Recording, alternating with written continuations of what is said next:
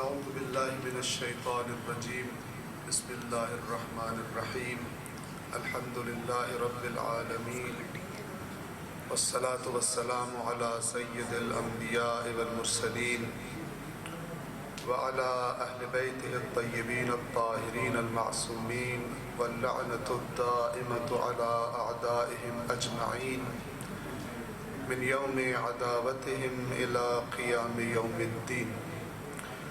اما بعد فقد قال اللہ تعالی فی القرآن الحکیم وهو اصدق القائلین وقوله الحق. اعوذ باللہ من الشیطان الرجیم بسم اللہ الرحمن الرحیم لقد من اللہ علی المؤمنین اذ بعث فیہم رسولا من انفسہم یتلو علیہم آیاتہ ویزکیہم ویعلمہم الکتاب والحکمہ وَإِن كَانُوا مِن قَبْلُ لَفِي ضَلَالٍ مُبِينٍ. صدق اللہ العلی العظیم. صلوات پڑھیں محمد وآل محمد.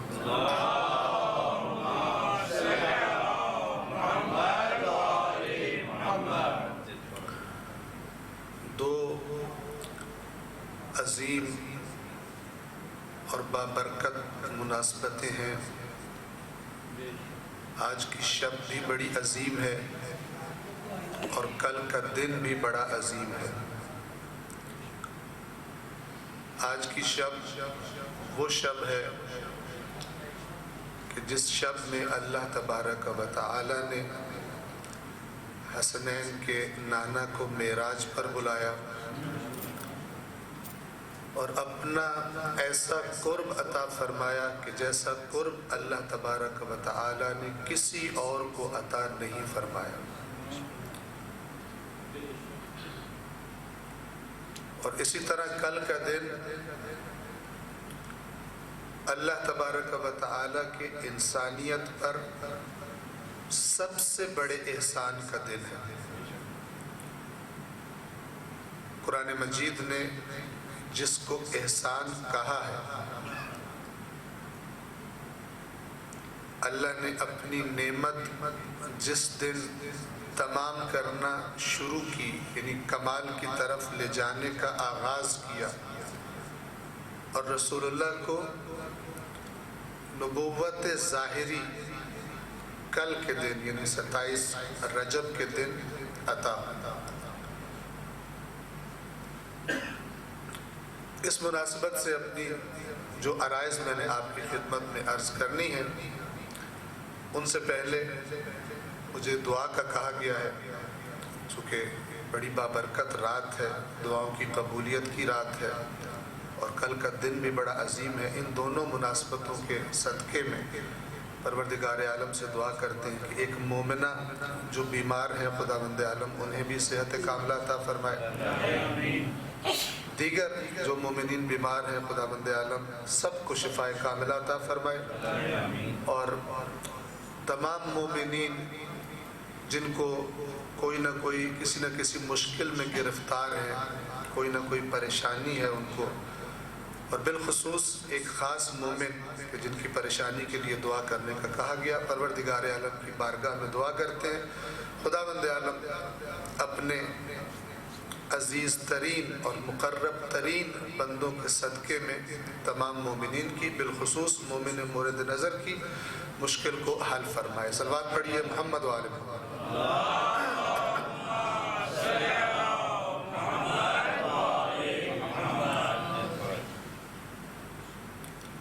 ایک نکتہ آپ کی خدمت میں عرض کرنا چاہوں گا اور پھر اس آیت کی طرف آتا ہوں کہ جو میں نے قرآن مجید کی آیت آپ کے سامنے تلاوت کی ہے. توجہ فرمائیں گے. ایک بات کہنا چاہوں گا اور اس بات کے ساتھ ایک چھوٹا سا لطیفہ بھی آپ کو سنانا چاہوں گا تاکہ بات سمجھنے کے لیے آپ کا ذہن زیادہ آمادہ ہو جائے.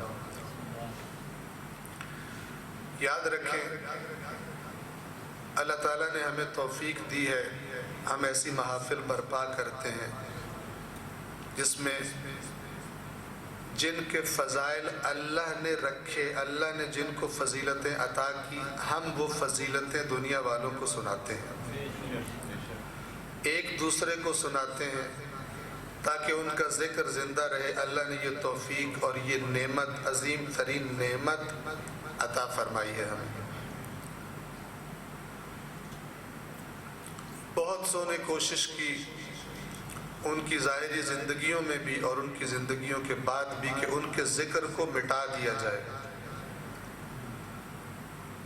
تو جو اللہ کو پیارے تھے اللہ نے ان کا ذکر زندہ رکھا۔ اللہ نے اپنے نبی سے وعدہ کیا تھا تیرا دشمن بے نام و نشان ہوگا، تیرا نام بھی زندہ رہے گا، تیرا نشان بھی زندہ رہے گا، تیرا پیغام بھی زندہ رہے گا۔ اور ہمیں اس بات پر خداوند عالم کا شکر ہی شکر ادا کرنا چاہیے کہ اللہ نے اپنے پیاروں کے ذکر کو زندہ رکھنے کا وسیلہ ہم کو بنا دیا، یہ نعمت ہمیں عطا کر دی۔ دنیا میں کوئی اور قوم نہیں ہے کہ جو رسول اللہ اور خاص طور پر رسول اللہ کے اہل بیت کی خوشیاں بھی مناتے ہوں اور ان کے غم کے ایام میں بھی مجالس غم برپا کرتے ہوں۔ اس نعمت پر خداوند عالم کا جتنا بھی شکر ادا کیا جائے وہ کم ہے۔ اگلی بات جو آپ کی خدمت میں عرض کرنا چاہتا ہوں، ایک طالب علم کی حیثیت سے یاد رکھیے گا، کوئی بھی عالم، بڑے سے بڑا عالم اور مجھ جیسا کوئی ادنا سا حقیر سا طالب علم، جب اس کو کہا جاتا ہے کہ اس منبر پر آ کر بیٹھے تو اس کی سعادت مندی اور اس کی خوش نصیبی تب ہے کہ جب یہاں سے بات کرتے ہوئے اس کی نظر میں اللہ کی رضا سب سے زیادہ ترجیح رکھتی ہو، اور جو حقیقت وہ جانتا ہے وہ لوگوں کو بیان کرے۔ اس بات سے صرف نظر کرتے ہوئے کہ حقائق بیان کرنے سے لوگ خوش ہوں گے یا لوگ ناراض ہوں گے۔ ایک حدیث ہے بڑی معروف، اللہ کے نبی نے فرمایا کہ جب میری امت میں خرافات ظاہر ہونا شروع ہو جائے، لوگ اپنی مرضی سے دین کا چہرہ مسخ کرنا شروع ہو جائے، اپنی مرضی سے وہ دین جو اللہ نے بھیجا تھا، جو اللہ نے اپنے علم کے مطابق بھیجا تھا، لوگ اس کو اپنی عقلوں کے مطابق کامل کرنا شروع ہو جائیں، اپنی عقلوں کے مطابق اس میں اضافے کرنا شروع ہو جائیں، تو اس وقت عالم پر فرض ہے کہ اپنے علم کا اظہار کرے، اور اگر وہ ایسا نہ کرے تو اس پر اللہ کی اور اس کے رسول کی لعنت ہے۔ اگر وہ لوگوں کی وجہ سے، لوگوں کو یہ بات اچھی نہیں لگے گی یا لوگوں کو اچھی لگے گی، وہ نہ کرے اور لوگوں کو راضی کرنے کی فکر میں رہے، تو اللہ فرماتا ہے کہ اللہ کا نبی فرماتا ہے کہ اس پر خدا کی اور خدا کے رسول کی لعنت ہوتی ہے۔ جو بات آپ کی خدمت میں عرض کرنا چاہتا ہوں، ہمیں اللہ نے توفیق دی، فضائل اہل بیت ہم بیان کرتے ہیں، سنتے ہیں۔ آپ توجہ فرمائیں کہ یہ فضیلت بیان کرنے کا اگر ہم سے مقصد پوچھا جائے کہ تم کیوں ان کے فضائل بیان کرتے ہو، کوئی غیر ہم سے پوچھے، اپنا تو پوچھے تو ہم کہیں گے ہم فضائل بیان کرتے ہیں، بس فضائل بیان کرتے ہیں، ہمیں لطف آتا ہے بیان کر کے بھی اور سن کے بھی۔ لیکن اگر کوئی غیر ہم سے سوال کرے کہ بھائی تم کیوں فضائل بیان کرتے ہو ان کے، تو ہم کیا جواب دیں گے؟ ہم بڑا سادہ سا جواب دیں گے ان کو، اور ہم ان سے کہیں گے کہ ہم ان کے فضائل اس لیے بیان کرتے ہیں کہ جب بھی دین کے بارے میں یہ بھی بات کرے، وہ بھی بات کرے، فلان بھی بات کرے، فلان بھی بات کرے، تو ہم کہتے ہیں کہ سب سے زیادہ افضل یہ ہے، سب سے زیادہ ان کی بات سنی جائے گی۔ اگر کوئی شخص دین کے بارے میں ان سے ہٹ کر بات کرے گا، ان کی مخالفت میں بات کرے گا، تو ہم اس کی بات نہیں مانیں گے، اس لیے کہ یہ افضل ہے۔ اللہ نے، اللہ کے رسول نے ان کو فضیلت عطا کی دین میں، اللہ کے رسول نے قرآن کے ساتھ ان کو قرار دیا۔ اللہ کے رسول نے کسی اور کے بارے میں نہیں فرمایا کہ وہ کبھی قرآن سے جدا نہیں ہوگا۔ یہ بڑی فضیلت ہے۔ قرآن کس کا کلام ہے؟ اللہ کا کلام ہے۔ اللہ نہ بھولتا ہے نہ چوکتا ہے، لا ینسا لا یدل ربی ولا ینسا۔ اللہ نہ کوئی بات بھولتا ہے، نہ کبھی بھٹکتا ہے، نہ کبھی چوکتا ہے کسی بات سے۔ تو جن کو اللہ کے نبی قرآن کے ساتھ قرار دے دے اور فرمائے کہ قیامت تک تم کبھی بھی ان کو قرآن مجید سے جدا نہیں پاؤ گے، اس کا مطلب ہے یہ بھی نہیں بھولتے اور یہ بھی خطا نہیں کرتے۔ تو ہم ان کے فضائل بیان کرتے ہیں۔ دنیا والوں کو یہ بات جو وہ بھول گئے، امت کو یہ بات جو امت بھول گئی، یاد کرانے کے لیے کہ دین کے معاملے میں جہاں اہل بیت بات کر دیں وہاں کسی دوسرے کو بات کرنے کا حق حاصل نہیں ہے۔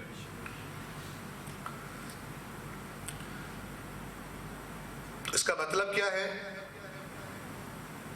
عقل مند وہ ہوتا ہے کہ جو نصیحت کی بات سب سے پہلے اپنے بارے میں دیکھتا ہے، اس میں میرے لیے کیا چھپا ہے۔ ہم اہل بیت کے فضائل سنتے ہیں، اہل بیت کی تعلیمات نسبتاً کم سنتے ہیں، ہمارے مزاج جی نہیں چاہتا، کیونکہ جب ان کی تعلیمات سنیں تو ہمیں لگتا ہے کہ ہمیں شاید اپنے آپ کو تبدیل کرنا پڑے، جس طرح جا رہے ہیں مستی میں اس طرح سفر جاری نہ رکھ سکے۔ تو پھر بعض اوقات ہمیں نصیحت اچھی نہیں لگتی اور اس کے ساتھ ساتھ بیچارہ نصیحت کرنے والا بھی زیادہ میں آتا ہے۔ فضائل اہل بیت بیان کرنے والا زیادہ پسند آتا ہے، آنا بھی چاہیے، لیکن تعلیمات اہل بیت بیان کرنے والا اتنا پسند نہیں آتا، کیونکہ ہمیں لگتا ہے کہ اب ہمارے ذمہ بھی کچھ آ گیا، اب ہم سے بھی کچھ تقاضا کیا جا رہا ہے۔ تو کامیاب وہ ہے کہ جو دونوں کا عاشق ہو، فضائل اہل بیت کا بھی عاشق ہو، فرامین اہل بیت کا بھی عاشق ہو۔ انسان کو جس سے محبت ہوتی ہے نا، اس کی بات سننے سے بھی محبت ہوتی ہے۔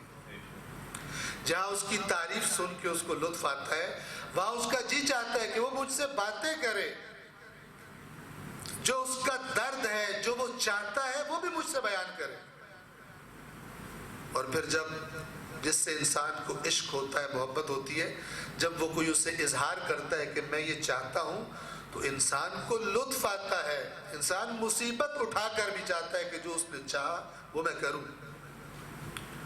تو یہ دونوں باتیں، فضائل بھی اور تعلیمات بھی، یہ دونوں کی انسان کو عادت ڈالنی چاہیے، دونوں کی طرف انسان کو توجہ کرنی چاہیے۔ ایک لطیفہ ہے آپ کو تھوڑا سا فریش کرنے کے لیے، کہ ایک ٹرین میں کچھ لوگ سفر کر رہے تھے اور وہاں پر ایک پہلوان ہمارے پنجاب سے تعلق رکھنے والا، میں خود بھی پنجابی ہوں، اپنے خلاف سنا رہا ہوں، ایک پنجابی ذرا موٹا تازہ طاقتور اور ایک دبلا پتلا کراچی کا اردو زبان، وہ بھی بیٹھا ہوا تھا۔ تو کھڑکی کھلی ہوئی تھی، ٹرین چل رہی تھی، اندر سے ڈسٹ وغیرہ کوئی اندر آ رہی تھی، تو وہ جو کراچی والے تھے ذرا نفیس مزاج ہوتے، انہوں نے وہ کھڑکی ٹرین کی زور سے کھینچ کے بند کرنے کی کوشش کی۔ وہ پتہ ہے کیسی، جنہوں نے ٹرین میں سفر کیا سخت ہوتی ہے ذرا، اس نے جتنا زور لگایا وہ کھڑکی نیچے نہیں آئی۔ تو وہ پہلوان دیکھ رہا تھا، پنجابی میرا بھائی، وہ اٹھا وہاں سے، اس نے کہا پیچھے ہٹ، بڑے فخر سے پیچھے ہٹ گئے۔ اس نے زور سے اپنا زور لگایا، پہلوان آدمی تھا، کھڑکی دھڑام سے اس نے بند کر دی اور اس کراچی والے کی طرف منہ کر کے کہتا ہے کہ کبھی کبھی لسی بھی پی لیا کرو، لسی میں طاقت آتی۔ ٹھیک ہے، جا کے بیٹھ گیا۔ اب کراچی والے بھی آپ کو پتہ ہے بے شک دبلا پتلا، اس کو غصہ چڑھا بھی، اس نے میری بےزتی کر دی۔ تو تھوڑی دیر بعد جب بات آئی گئی ہوگی تو وہ پھر اٹھا، اور اٹھ کر وہ جو زنجیر ہوتی ہے جو کھینچتے ہیں تو ٹرین رک جاتی ہے، تو اس کو ہاتھ سے پکڑ کر اور ایکٹنگ کرنے لگا کھینچنے کی، اور پھر تھکنے کی ایکٹنگ کر کے بیٹھ گیا، اور پہلوان کی طرف دیکھتا ہے، پہلوان پھر کھڑا ہوا کہ تجھ سے یہ بھی نہیں کھینچی گئی. تو وہ گیا اور اپنی اسی طاقت کے نشے میں اس نے زنجیر دھڑام سے کھینچ دی، ٹرین رک گئی، گارڈ آیا، اس کو جرمانہ کیا، اس نے بے عزتی بھی کی، اس نے بھی تو نے کیوں کھینچی. تو جب گارڈ چلا گیا تو وہ کراچی والوں سے کہتا ہے کبھی کبھی چائے بھی پی لیا کرو، فقط لسی سے کام نہ چلایا کرو. تو یہ میں نے کس لیے بیان کیا کہ کبھی کبھی فرامین اہل بیت بھی ہمیں سننے چاہیے، کیونکہ فرامین بھی انہی کے فرامین ہیں. اگر فضائل ان کے فضائل ہیں تو فرامین بھی. اور میں نے عرض کیا کہ ان دونوں میں لنک کیا ہے؟ لنک یہ کہ فضائل ہم اس لیے بیان کرتے ہیں کہ کوئی بھی ان کے مقابلے میں بات ہم نہیں مانیں گے. اللہ نے دین کے معاملے میں ان کو سب سے اوپر قرار دیا ہے. رسول اللہ کے بعد اللہ کے نبی نے کسی اور کے بارے میں نہیں فرمایا کہ میں اپنے بعد 3 چیزوں کو چھوڑ کے جا رہا ہوں. اللہ کے نبی نے فرمایا میں اپنے بعد 2 چیزوں کو چھوڑ کے جا رہا ہوں، جن میں سے ایک اللہ کی کتاب ہے اور دوسرے میرے اہل بیت ہیں.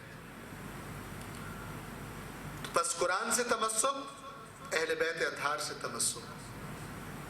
جن کو لسی کا بہت شوق ہے انہیں کبھی کبھی چائے بھی پینی چاہیے، اور جن کو چائے کا بہت شوق ہے انہیں کبھی کبھی لسی بھی پینی چاہیے. ایک صلوات پڑھیے محمد والے.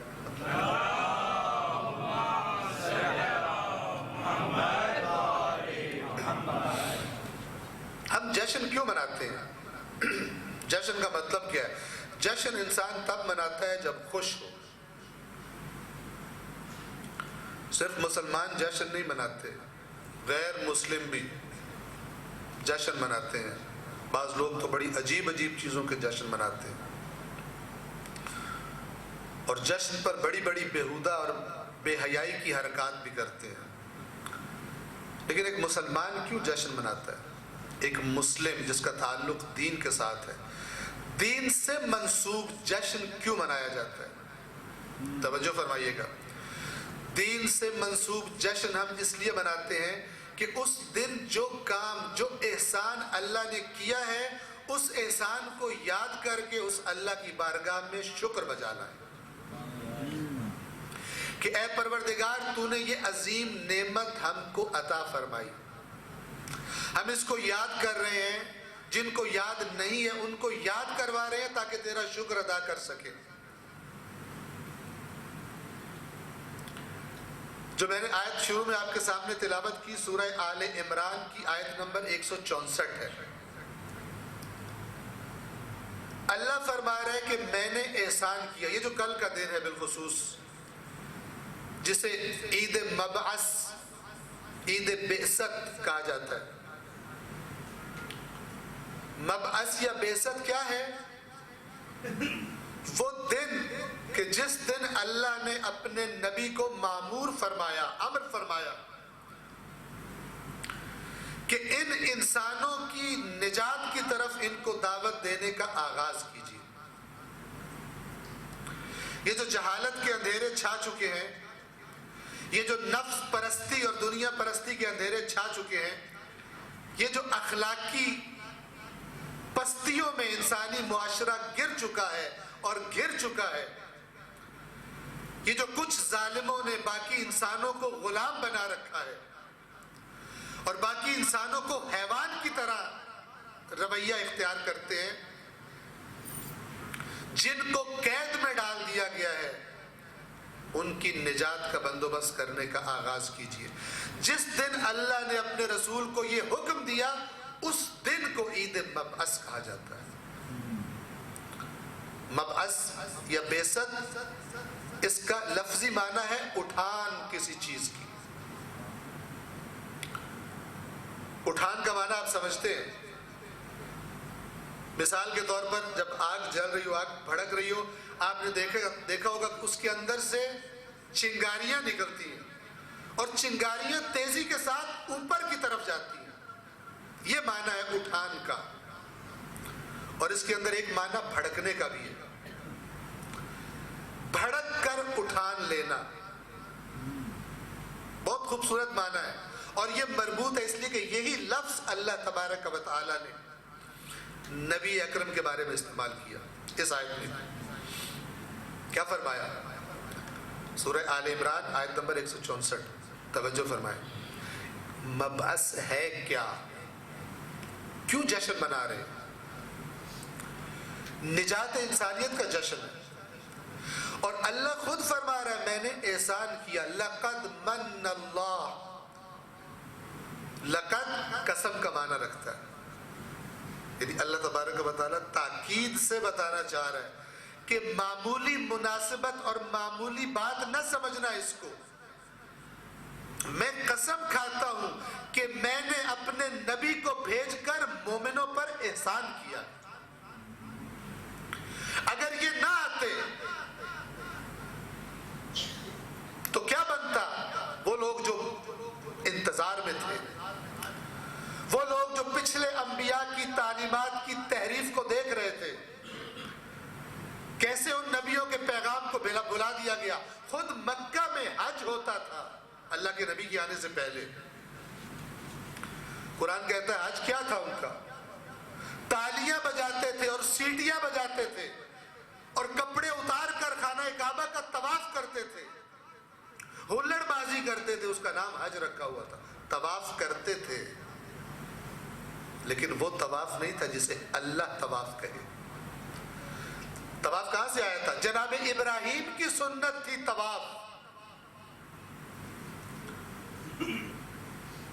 باقی دیگر مناسک بھی تحریف کر کے، مسخ کر کے منایا کرتے تھے، لیکن جس طرح اللہ چاہتا تھا اس طرح نہیں مناتے تھے۔ وہ کعبہ جو مرکز توحید تھا اس کو بتوں سے بھر دیا تھا۔ بیٹیاں زندہ درگور کی جاتی تھی، شراب نوشی عام تھی، جوا کھیلنا، قمار بازی عام تھی، جھوٹ اور خیانت اور بدکاری عام تھی۔ اللہ فرماتا ہے ایسی حالت میں میں نے تم پر احسان کیا۔ لقد من اللہ علی المؤمنین، یقیناً اللہ نے مومنوں پر احسان کیا۔ کیسے؟ اذ بعث فیہم رسولا من انفسہم، جب انہی میں سے ان کی طرف ایک رسول بھیجا۔ وہ رسول کیا کرتا ہے؟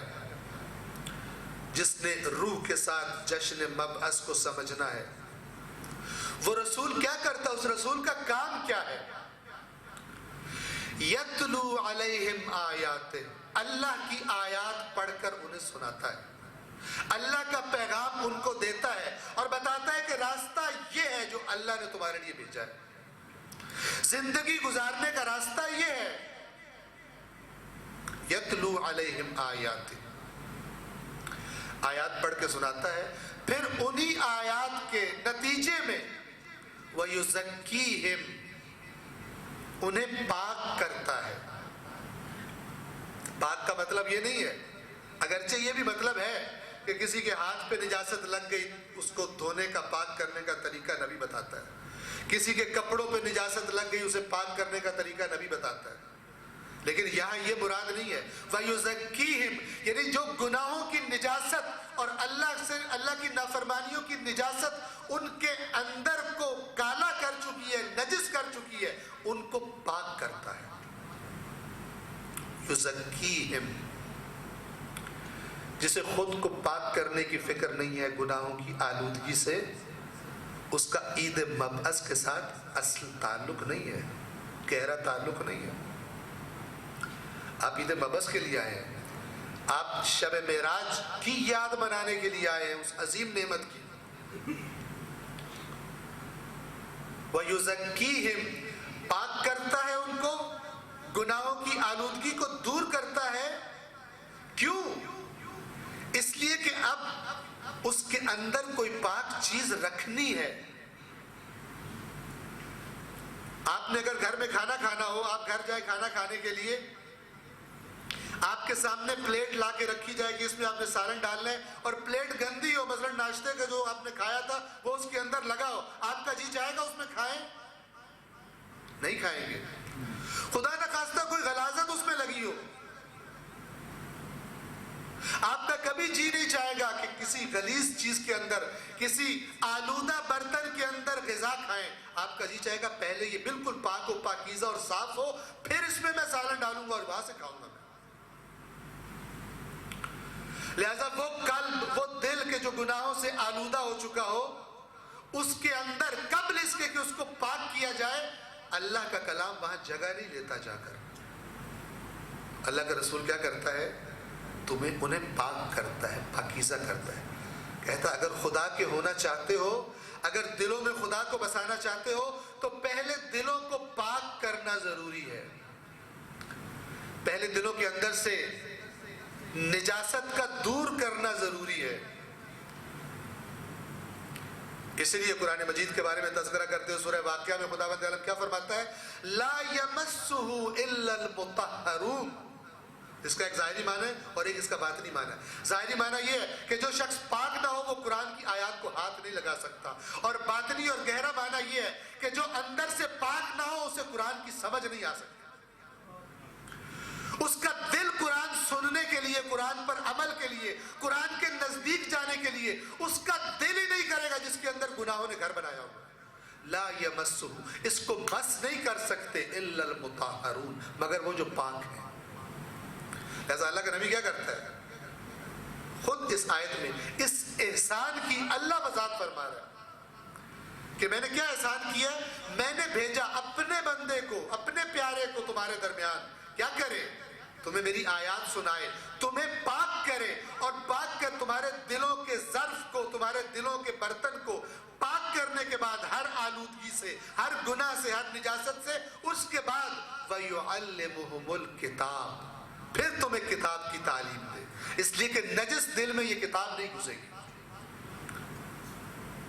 نفس پرست کے دل میں یہ کتاب نہیں گھسے گی، اللہ کا فیصلہ ہے۔ ایسا میرا نبی تمہیں پاک کرتا ہے، تمہیں کہتا ہے چھوڑ دو یہ باتیں، چھوڑ دو تاکہ اللہ کا کلام تمہیں لطف دے۔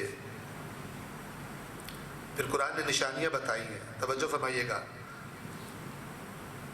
فرمایا انما المؤمنون الذین اذا ذکر اللہ وجلت قلوبہم، مومن تو بس وہ ہیں کہ جن کے سامنے جب اللہ کا ذکر کیا جائے تو ان کے دل لرزنے لگتے ہیں، ان کے دلوں میں حرکت پیدا ہوتی ہے۔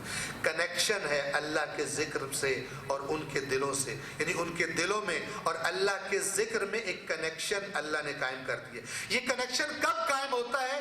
جب صفائی ہو چکی ہو۔ جب صفائی نہ ہوئی ہو تو ہو سکتا ہے ذکر خدا پسند ہی نہ آئے کسی کو۔ ہو سکتا ہے اگر کوئی بیچارہ اللہ کا نام لے، اس کو کہا جائے وہ وہابی آ گیا، اللہ کا نام لیتا ہے۔ وہ کسی نے بڑا خوب کہا، رپٹ جا جا کے لکھوائی رقیبوں نے یہ تھانے میں کہ اکبر نام لیتا ہے خدا کا اس زمانے میں۔ آج کے زمانے میں ہمیں خدا کی باتیں کرتا ہے، اللہ کے نام سے محبت میں مثلا کمی ہو گئی۔ انما المؤمنون الذین اذا ذکر اللہ وجلت قلوبہم، مومن وہ ہے کہ جب اللہ کا ذکر سنتے ہیں، نام خدا سنتے ہیں، ان کے دلوں میں حرکت پیدا ہوتی ہے۔ وَإِذَا تُلِيَتْ عَلَيْهِمْ آيَاتُهُ، اور جب اللہ کی آیات ان کے سامنے تلاوت کی جاتی ہیں، زَادَتْهُمْ إِيمَانًا، انہیں محسوس ہوتا ہے کہ ان کا ایمان بڑھ گیا ہے، ان کا ایمان زیادہ ہو گیا ہے۔ یہ کنیکشن ہے ذکر خدا میں اور آیات خدا میں، اور مومنوں کے دلوں میں کنیکشن ہے۔ اگر یہ کنیکشن کام نہیں کرتا، ایسا ہی جیسے آپ نے موبائل آن کیا، آگے سے کہہ رہا ہے نو نیٹ ورک، نو سروس، اس کا مطلب ہے کہیں نہ کہیں پرابلم ہو گیا ہے، یا آپ اتنا دور آ گئے ہو جہاں پہ وہ نیٹ ورک کام ہی نہیں کر رہا، یا آپ کے موبائل میں خرابی ہے۔ اللہ کے نیٹ ورک میں کئی خرابی، اس کائنات میں آپ جہاں بھی چلے جائیں، یا معشر الجن والانس ان استطعتم ان تنفذوا من اقطار السماوات والارض فانفذوا، اے گروہ جن و انس، اس کائنات میں اگر تمہارے اندر طاقت ہے تو اس کائنات سے باہر نکل کر دکھاؤ جو میری کائنات ہے. تم نہیں نکل سکتے. اللہ کا نیٹ ورک ہر جگہ پر ہے, تم اس نیٹ ورک سے نہیں نکل سکتے. اگر کنیکشن نہیں قائم ہو رہا تمہارے دل میں اور اللہ میں, تو تمہارا موبائل خراب ہو گیا, تم نے اپنا اندر اپنا قلب خراب کر دیا. جو کنیکشن قائم نہیں کرتا, اللہ کے نام سے اس میں حرکت نہیں ہوتی, اللہ کی آیات سے تمہارا ایمان نہیں بڑھتا. ایک صلوات پڑھیے محمد وآل محمد.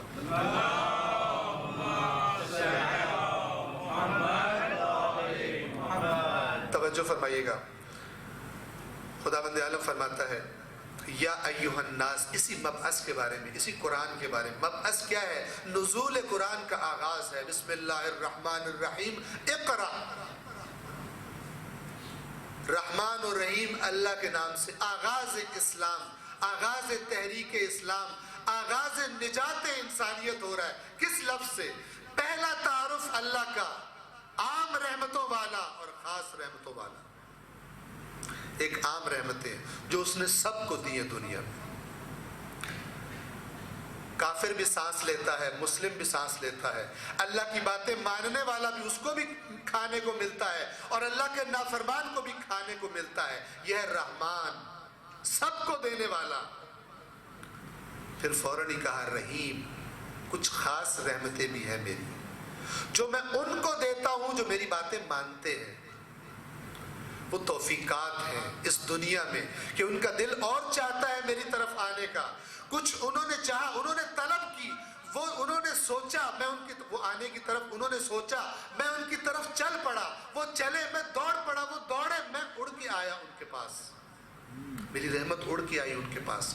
یہ رحیم والی رحمتیں ہیں, جس کی شرط یہ ہے کہ انسان خود چاہے. خدا کے بارے میں سوچنا, خدا کی تعلیم, خدا کے دین کے بارے میں سوچنا.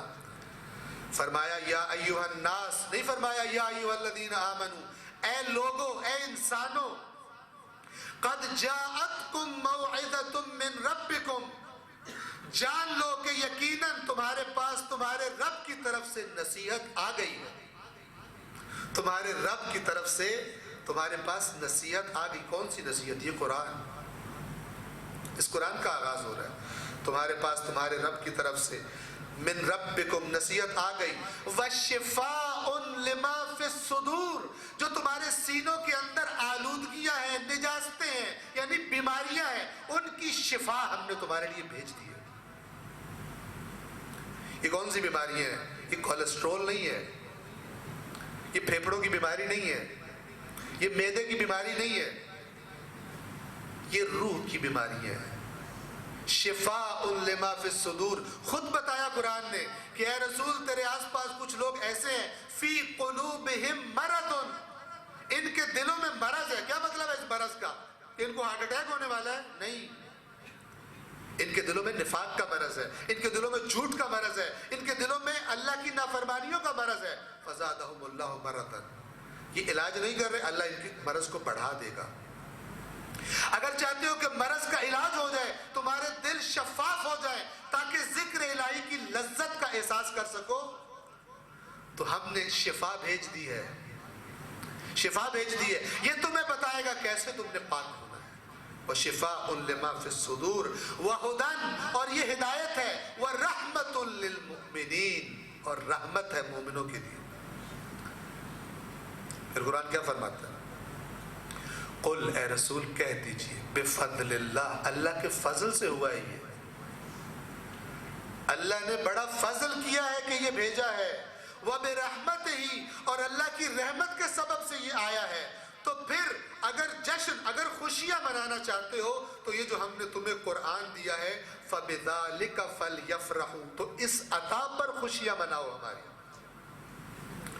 اگر معرفت ہے, اگر شعور ہے, تو یہ جو قرآن ہم نے تمہیں عطا کیا ہے, اس قرآن کی عطا پر خوشیاں مناؤ, جشن مناؤ کہ اللہ نے کیا نعمت عطا کی ہے ہمیں. کتنا تاکید ہے اہل بیت اطہار کے فرامین میں اس قرآن کی. آپ کو ایک مثال دیتا ہوں چھوٹی سی. ایک صلوات پڑھیے محمد وآل محمد.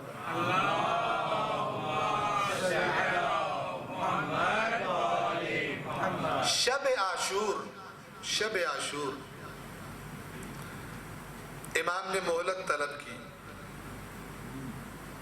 کسی کی مدد کا انتظار نہیں تھا کہ کوئی فوج آ رہی تھی، امام کو معلوم تھا کل کیا ہونے والا ہے، اپنے نانا کے زمانے سے معلوم تھا۔ جب آ رہے تھے کربلا، کہ کل انشاءاللہ اس کا تذکرہ ہوگا، جب آ رہے تھے، تشریف لا رہے تھے کربلا، مدینہ سے نکل رہے تھے، بہت سے نصیحت کر رہے تھے، اور امام ان کی نصیحتوں کا جواب دیتے تھے کہ مجھے جانا ہے، میرے لیے جگہ کا انتخاب ہو چکا ہے، مجھے جانا ہے وہاں پر، میں نے اتمام حجت کرنا ہے قیامت تک کے آنے والے انسانوں کے لیے کہ دین وہ ہے جو حسین بتا کے جا رہا ہے، کسی اور کا بتایا ہوا دین دین نہیں ہے، کیونکہ صراط مستقیم ایک ہوتی ہے، اور شیطان کی بتائی ہوئی صراطیں بہت ساری ہو سکتی ہیں، لیکن صراط مستقیم جو اللہ نے بتائی ہے وہ ایک ہوتی ہے، اور وہ حسین نے بتائی ہے۔ شب عاشور، توجہ فرمائیں، شب عاشور مہلت طلب کی جاتی ہے، امام حسین اپنے وفادار عباس سے فرماتے ہیں، چند باتیں فرمائی، ان میں سے ایک بات یہ تھی کہ عباس آج کی رات حسین چاہتا ہے جی بھر کے قرآن کی تلاوت کرے، عباس آپ جانتے ہیں حسین کو قرآن سے کتنا عشق ہے، اسی وجہ سے اللہ کہہ رہے ہیں اس پہ خوشیاں مناؤ، اتنی بڑی نعمت دی ہے۔ آپ سے سوال کرتا ہوں، امام حسین کے کوئی نیکیاں کم تھی کہ اس رات قرآن کی تلاوت کر کے، ہماری طرح جس طرح ہم نے ثواب لینا ہوتا ہے تو کہتے چلو بھائی رمضان میں قرآن پڑھو تاکہ ماہ رمضان میں تاکہ ڈھیر لگے ثواب کی نیکیاں ملے، امام حسین علیہ السلام کو ثواب کی کمی تھی؟ امام حسین علیہ السلام کے درجات میں کمی تھی کہ پہلے قرآن پڑھنے میں کوئی نعوذ باللہ کوتاہی کرتے ہو، اب قرآن یاد آیا کہ کل میری شہادت ہے تو میں وہ کوتاہی دور کر لوں؟ ہرگز ایسا نہیں تھا، ساری کائنات کوتاہی کر سکتی ہے، حسین اللہ کا معصوم نمائندہ کوتاہی نہیں کر سکتا۔ آخری شب میں جو جو باتیں کی امام نے میرے اور آپ کے لیے، قیامت تک کے آنے والوں کے لیے، کہ جو بھی نام حسین لے، جو بھی کربلا کا ذکر کرے، جو بھی شب عاشور کا ذکر کرے، حسین اس کو سمجھا جائے کہ تو نے کیا کرنا ہے۔ حسین اپنے آخری وقت میں بھی کیا کرنا چاہتے ہیں، کیا مطلب ہے؟ سکھانا چاہتے ہیں، بتانا چاہتے ہیں۔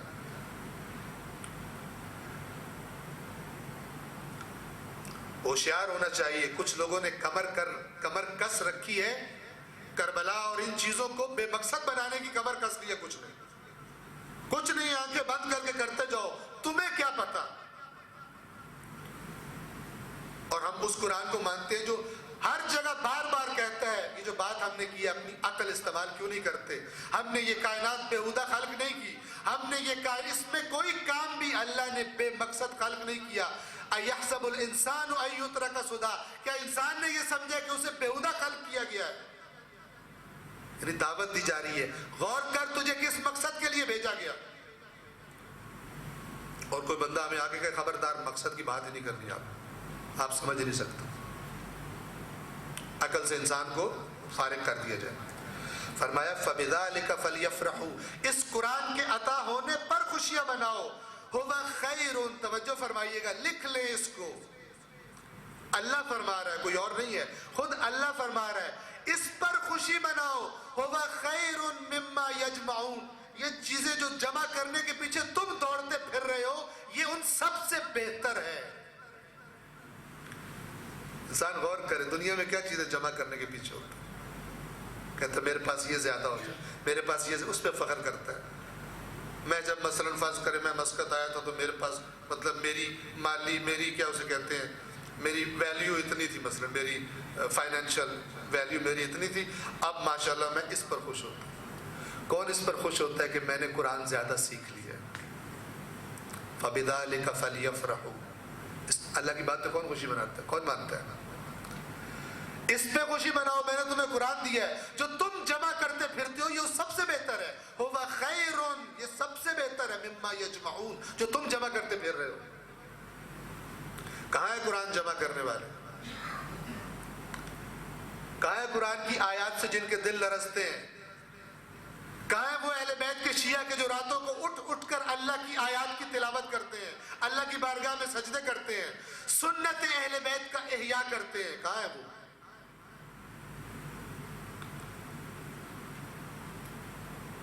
بعض لوگ ساری رات جاگتے رہیں گے، ساری رات جاگتے رہیں گے، جشن مبعث ہے، جاگتے رہیں گے، فجر میں جب اللہ کا حکم آئے گا اٹھ کے نماز پڑھو، سوئے پڑے ہوں گے۔ جشن مبعث ہے، کون سا جشن مبعث ہے؟ مبعث کو تو کچل دیا۔ مبعث تو آیا تھا اٹھان دینے کے لیے، دلوں کو اٹھان دینے کے لیے، بلند کرنے کے لیے۔ کدھر اٹھان اور پرواز؟ اللہ کی طرف، دنیا کی زنجیروں سے جس میں انسان نے خود کو جکڑ لیا، ان زنجیروں سے چھڑوا کر اللہ کی طرف لے جانے کے لیے۔ وَخَيْرٌ مِّمَّا يَجْمَعُونَ، یہ بہتر ہے اس سے جو تم جمع کرتے پھرتے ہو۔ ایک صلوات پڑھیے محمد و آل محمد پر۔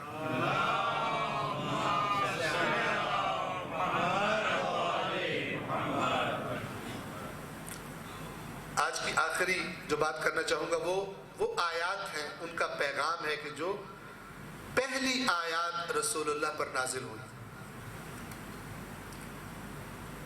ہم لوگ اس ٹیڑے میڑے قصے کو نہیں مانتے کہ توجہ فرما لیجیے، اس کا جواب بھی سن لیجیے اگر کوئی کہے ایسی بات کہ رسول اللہ غار حرا میں تھے، فرشتہ آیا، وحی کا فرشتہ آیا اور آ کر کہا اقرا۔ توجہ فرمائیں، اللہ کے نبی نے فرمایا میں تو پڑھنا ہی نہیں جانتا۔ اسے پھر کہا اقرا، کہا میں پڑھنا نہیں جانتا۔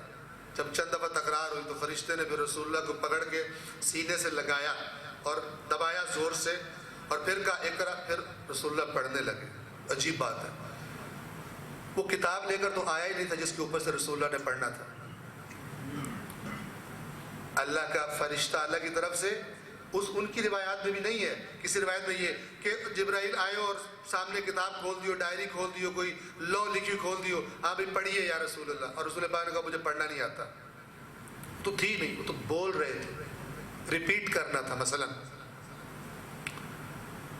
تو یہ قصہ مکتب جنہوں نے دین اہل بیت اطہار سے لیا ہے، وہ اس قسم کی خطائیں اور اس قسم کی ناقص باتیں جو نبی کی طرف نسبت دی جاتی ہیں، وہ مکتب ان باتوں سے پاک ہے۔ میں نے کل بھی آپ کو بتایا تھا نا، ایک مثال دی تھی ایک صحیح کتاب کی، کہ صحابی قرآن کی آیات پڑھ رہے ہیں، اللہ کا نبی فرما رہا ہے اس پر اللہ رحم کرے، میں تو بھول گیا تھا ان آیات کو، اس نے مجھے یاد کرا دی۔ الحمدللہ مکتب اہل بیت اس قسم کی کہ جو نبی کو خطا اور نبی کو بھول جانے کی نسبت دے، اس سے پاک ہے۔ اس لیے کہ مکتب لیا پاک لوگوں سے گیا ہے، تو جو پاک جگہ سے آئے گا وہ پاک ہی ہوگا، اور جو خطا والوں سے آئے گا وہ خطاؤں پر مشتمل ہوگا۔ تو الحمدللہ مکتب اہل بیت پاک ہے۔ اس سے پہلی آیات جو نازل ہوئی رسول اللہ پر وہ یہ تھی، بسم اللہ الرحمن الرحیم، اقرا، پڑھ۔ کیا پیغام ہے؟ یعنی اسلام کی تحریک جو انسانیت کی نجات کی تحریک ہے، اس کا آغاز علم کی بات سے، پڑھنے کی بات سے ہو رہا ہے۔ بس جس کو روح اسلام سمجھنی ہو، جس کو دین اسلام کی روح کا، اس کے اصل ذائقے کا اندازہ ہو، وہ جانتا ہے کہ اسلام اپنے آغاز سے، یعنی اسلام کا آغاز یعنی جہالت کو ختم کرنے کا آغاز۔ اسلام کا آغاز یعنی جہالت کو ختم کرنے کی تحریک کا آغاز۔ لیکن یہ کون سا علم ہے؟ اقرا بسم ربک الذی خلق، پڑھ اپنے رب کے نام سے جس نے خلق کیا۔ یعنی تیرا علم تب صحیح علم ہے کہ جب جڑ جائے خالق کے ساتھ۔ ابھی بہت علم ہے، بہت ساری ڈگریاں ہیں، بہت سارے پڑھے لکھے ہیں، کہ جب دین کے بارے میں سوال کرو تو پتہ نہیں ہوتا، بیسک بات کا بھی پتہ نہیں ہوتا۔ ویسے بہت بڑے فلسفی ہیں، ویسے بہت بڑی یونیورسٹی سے ڈگری لے کر آئے ہیں۔ وہ شاید آپ نے ایک کلپ سنا ہو، میرے پاس وقت نہیں ہے ورنہ آپ کو وہ بھی لطیفہ سناتا۔ وہ ایک بندہ کہتا ہے کہ ایک پڑھا لکھا، بہت پڑھا لکھا، جو آدھی اردو بولتا ہے آدھی انگلش بولتا ہے، آج کل یہ بھی ہے نا پڑھے لکھے کا ثبوت کہ جو آدھی انگلش بولے آدھی اردو بولے، کہتے ہیں بہت پڑھا لکھا ہے، جو بیچارہ خالص اردو بولے وہ جاہل ہوتا ہے۔ کچھ لوگ یوں سمجھتے ہیں۔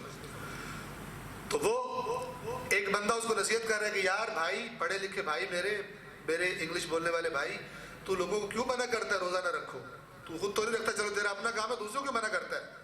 تو وہ آگے سے اس کو جواب دیتا ہے نصیحت کرنے والے کو کہ یہ میرا پرسنل پرابلم ہے، آئی know what is Islam, I know this, I know that, یہ کہہ رہا تھا اس کو، اور کہتا ہے کہ تو اپنا مائنڈ یور اون بزنس، تو اپنا کام کر۔ تو یہ اسے کہتا ہے کہ بھائی تو نے روزے نہیں رکھنے، آپ روزے نہ رکھو، آپ میرے بھائی ہو، میرے دوست ہو، میرے عزیز ہو، آپ کا میٹر ہے اللہ کے ساتھ، ٹھیک ہے نا؟ تو آپ لوگوں کو کیوں کہہ رہے روزے مت رکھو؟ خود نہیں رکھتے مت رکھو۔ تو وہ بحث کر رہا تھا، تو یہ بندہ اسے کہتا ہے اچھا میری بات سنو یار، وہ یہ بار بار کہہ رہا تھا آئی know what is Islam, I know what is اسلام۔ تو وہ کہتا ہے اس کو کہ میرے بھائی بات سن، تجھے اسلام کا پتہ؟ کہتا ہاں مجھے پتہ ہے۔ کہتا ہے اچھا تو بتا، استنجا کیا تو نے؟ کبھی استنجا کیا؟ تو وہ کہتا ہے استنجا، یس یس آئی ہیو ڈن استنجا۔ کہتا ہے اچھا استنجا کیا ہوتا ہے؟ کہتا ہے میں پچھلے سال میں نے جانا تھا لیکن مجھے کوئی کام پڑ گیا تھا، تو میرے ابا گئے تھے استنجا کرنے، پھر کہا جو سال میں ایک دفعہ ہوتا ہے وہ حج ہوتا ہے، جو بار بار جا سکتے ہیں وہ استنجا ہوتا ہے۔ کچھ ایسے بھی پڑھے لکھے ہوتے ہیں، وہ علم کے جو خدا سے کاٹ دے۔ ویسے بہت زبان چلتی ہے لیکن جب دین کی بات آتی ہے بےہودگی ہے۔ اگلے سال میں نے جانا ہے استنجا کرنے، شاید آپ نے سنا ہوگا اس کلپ میں، بڑا عبرت ناک ہے۔ بہت سارے پڑھے لکھے، مولا کائنات کا فرمان ہے کہ بہت سارے پڑھے لکھوں کو دین سے بے خبری تباہ کر دے گی۔ بہت ڈگری ہیں، بہت پی ایچ ڈی ہیں، بہت زبردست ہیں، بڑے کمپیوٹر کے اسپیشلسٹ ہیں، بڑے انجینئر ہیں، بڑے زبردست ہیں، دین کے بارے میں فارغ ہیں، خود فارغ ہیں، اپنی اس ڈگری کی بیس پہ دوسرے بیچاروں کو بھی فارغ کر دیتے ہیں۔ چھوڑو نتھنگ ایسے کہتے ہیں۔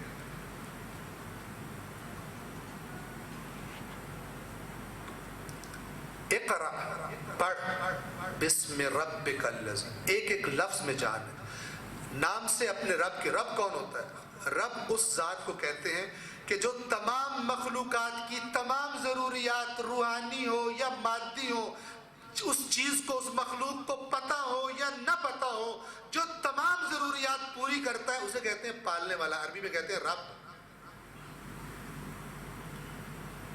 یہ مانا الحمدللہ رب العالمین، تمام حمد اللہ کے لیے۔ کیوں؟ اس لیے کہ عالمین کو پالتا ہی وہی ہے، سب کو پالتا ہے۔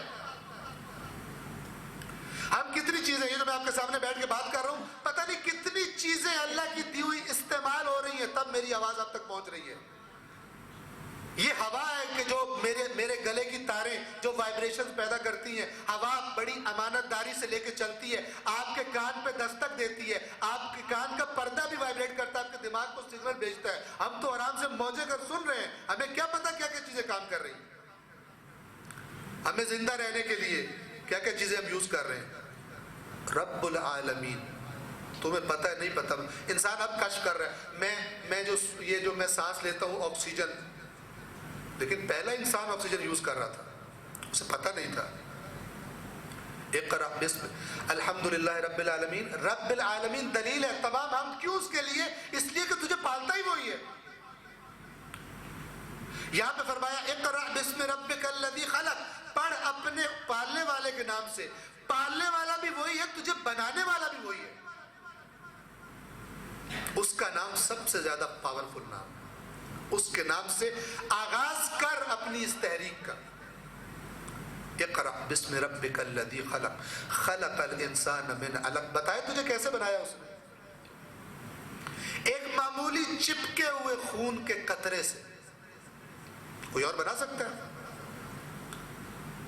خلق الانسان من علق، ایک چپکے ہوئے خون کے قطرے سے، معمولی قطرے سے جس نے انسان خلق کر دیا۔ سمیعا بصیرا، سننے والا دیکھنے والا۔ اپنے آپ پہ ہم نے غور کیا کبھی؟ ہم اچھے کپڑے پہن لینا تو اپنا آپ ہمیں بہت اچھا اکڑ جاتے ہیں، بس نئی گاڑی میں بیٹھ جائے نا، ہم نئی گاڑی ذرا اچھی نہیں ہو تو آپ سبحان اللہ، پاکستان والوں نے کبھی اس گاڑی میں بیٹھے نہیں ہوں گے، میرے محلے والے، میرے ہمسائے، اس گاڑی میں بیٹھا ہوں۔ کاش ہم اس پہ اکڑتے، جس نے بنایا ہے، جس نے ہمیں بنایا، ہمارا رب کتنا بڑا ہے، ہماری نسبت کس رب کے ساتھ ہے۔ خلق الانسان من علق، اقرأ وربک الاکرم، پڑھ کہ تیرا رب سب سے بڑا کریم ہے۔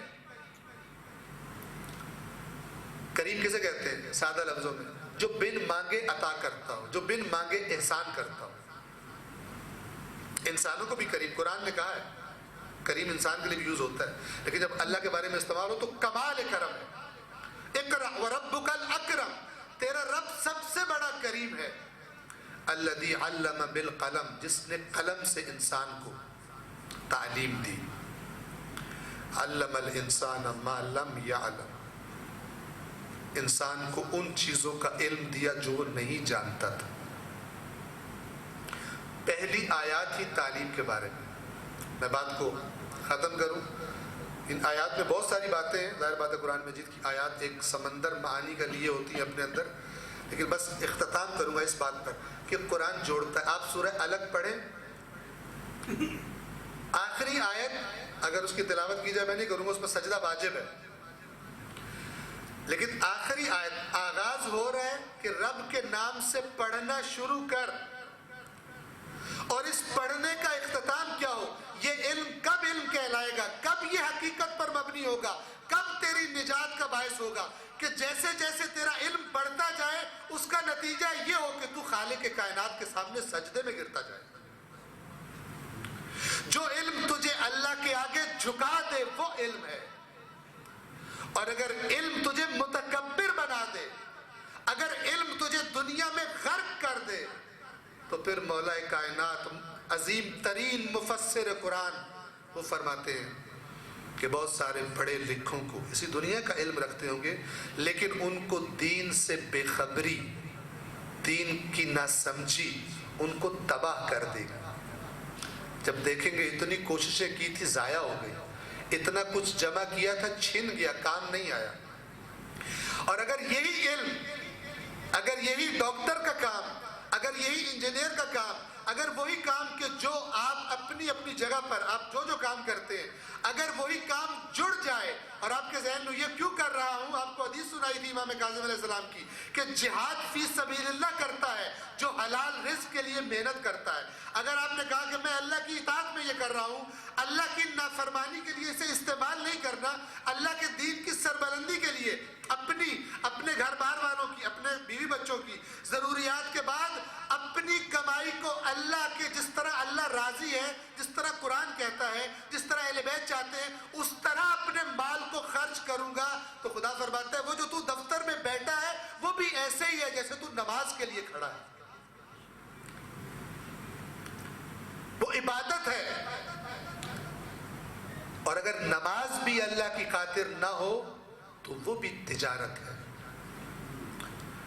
اور اگر وہ جسے ہم دنیا سمجھتے ہیں عام طور پر، اپنا محنت کا کام، اپنا کوئی کمائی کے لیے، کوئی رزق کے لیے کوئی کام ہم کرتے ہیں، عام طور پر اس کو دنیا سمجھا جاتا ہے، لیکن دین اسلام کی جب تصویر انسان کے ذہن میں واضح ہو تو دین یہ کہتا ہے کہ تیرا کوئی کام بھی اللہ سے جدا نہیں ہے، جہاں تو اللہ سے جدا ہے وہاں تو شیطان کی آغوش میں ہے۔ توجہ فرمائیے گا، قرآن مجید نے سمجھایا یہ، وَمَن يُعْرِضْ عَن ذِكْرِ الرَّحْمَنِ نُقَيِّضْ لَهُ شَيْطَانًا فَهُوَ لَهُ قَرِينٌ۔ تم میں سے جب کوئی شخص اللہ کو اپنے دل سے نکالتا ہے، خدا کی یاد سے غافل ہوتا ہے، اللہ اس کے دل میں نہیں ہوتا، اللہ کی طرف متوجہ نہیں ہوتا، اس وقت ہم ایک شیطان کو اس کے ساتھ کر دیتے ہیں، اور پھر وہ جب تک خدا کی یاد اس کے دل میں نہیں ہے وہ شیطان اس کے ساتھ ساتھ ہے۔ اس لیے کہ شیطان تب جاتا ہے جب خدا آتا ہے، یعنی جب خدا کی یاد آتی ہے، ورنہ خدا تو ہر جگہ پہ، اس نے کیا آنا اور کیا جانا، لیکن جب انسان خدا کو یاد کرتا ہے تب شیطان کے تسلط سے آزاد ہوتا ہے۔ فرمایا کہ تم اپنا کام کرو میرے قانون کے سائے میں، تو تمہارا ہر کام عبادت ہے، اور اگر میری خاطر نہ ہو تو تم ظاہری طور پہ دین کا کام کر رہے ہو، تب بھی جس کے لیے کر رہے ہو اجر بھی اسی سے مانگو، میں اسے اپنی عبادت شمار نہیں کروں گا۔ یہ چند عرائض اور چند نکات تھے جو آپ کی خدمت میں عرض کرنے تھے۔ بعثت یعنی انسانیت کی نجات، اور اس عظیم مناسبت کا جشن اور خوشی اور خدا کی شکر گزاری کہ خدایا تیرا شکر، تو نے ہمیں محمد مصطفیٰ کی امت بنایا ہے۔ اس دنیا میں کتنی مخلوقات ہیں خدایا تو نے کیا کیا بنایا، تو نے مٹی بنائی، تو نے کیڑے مکوڑے بنائے، تو نے حیوان بنایا، تو نے مجھے انسان بنایا۔ پھر تو نے کتنے انسان بنائے، کتنے انسان بنائے، کہاں کہاں پڑے ہیں دنیا میں، تو نے مجھے محمد مصطفیٰ کا امتی بنایا، ایسے گھر میں پیدا کیا۔ اور پھر اپنے آپ کو محمد مصطفیٰ کی امتی کہنے والے بہت سارے ہیں، لیکن تو نے مجھے ایسے گھرانے کو میرے لیے چنا، میری ولادت کے لیے، دنیا میں آنے کے لیے، کہ جس گھرانے میں مجھے اہل بیت کی محبت بچپن سے سکھائی گئی۔ تو اس چیز سے خود کو جوڑ لینا، اللہ کے رسول سے، اہل بیت اطہار سے، اللہ کی کتاب سے وہ کنیکشن قائم کر لینا، یہ حق ہے عید مبعث کا۔ اپنی بیعت کی تجدید کر لینا، وہ اہداف جو بعثت کے اہداف تھے، نجات انسانیت، ان اہداف کے ساتھ حرکت کرنا شروع کر دینا۔ اگر غفلت ہے تو غفلت کو دور کر لینا، یہ عید مبعث کا حق ادا کرنا۔ البتہ ہم حق ادا نہیں کر سکتے، لیکن یہ کہ ہم متوجہ ہو سکتے ہیں، ہم متوجہ کر سکتے ہیں اپنے دوستوں کو۔ پروردگار عالم سے دعا کرتے ہیں، خدایا تجھے محمد و آل محمد کا واسطہ، تجھے اس عظیم رات اور کل کے عظیم دن کا واسطہ جس میں تو نے اپنی مخلوق پر، انسانیت پر عظیم ترین احسان کیا۔ پروردگارہ تجھے اس عظیم شب اور عظیم روز کا واسطہ، پروردگارہ ہم سب کو قرآن کی، اہل بیت کی حقیقی معرفت سے مالا مال فرما۔ پروردگارہ ہماری زندگیوں کو قرآن و اہل بیت کی اطاعت میں گزرنے والی زندگیاں قرار دے۔ پروردگارہ ہمارے دلوں کو قرآن کے نور سے، رسول اللہ اور ان کے اہل بیت کے نور سے منور اور روشن فرما۔ پروردگارہ ہمارے اعمال کو، ہماری گفتار کو، ہمارے کردار کو، ہمارے کاموں کو ایسا قرار دے کہ جب ہمارا اعمال نامہ ہمارے زمانے کے امام کے سامنے پیش ہو تو ہمارا امام ہمارے اعمال نامے سے راضی ہو۔ پروردگارہ تو ہمارا خالق ہے، تو ہمارے اعمال نامے سے راضی ہو۔ پروردگارہ بحق محمد و آل محمد انہی ہستیوں کے صدقے میں ہماری دنیا و آخرت کی مشکلات کو حل فرما۔ ایک مرتبہ پھر دعا کرتے ہیں، جس مومنہ کی بیماری کے لیے اور جس مومن کی مشکل کے لیے دعا کرنے کا کہا گیا، تو پروردگارہ تیری بارگاہ میں ہاتھ اٹھاتے ہیں، ہماری تمام مشکلات کو، ہماری بیماریوں کو پروردگارہ، خاص طور پر جنہوں نے دعا کرنے کا کہا ہے، ان کی مشکلات کو بحق محمد و آل محمد حل فرما۔ اللہم صلی علی محمد۔